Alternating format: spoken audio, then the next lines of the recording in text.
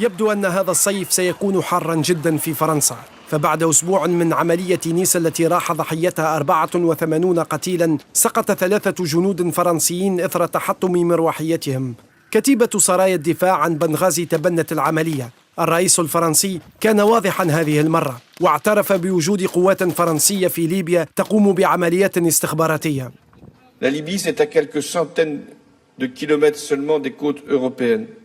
لا تبعد ليبيا سوى مئات الكيلومترات عن السواحل الأوروبية، وبينما تقوم وحداتنا بعمليات استخباراتية خطيرة، 3 من جنودنا سقطوا في حادث تحطم مروحية.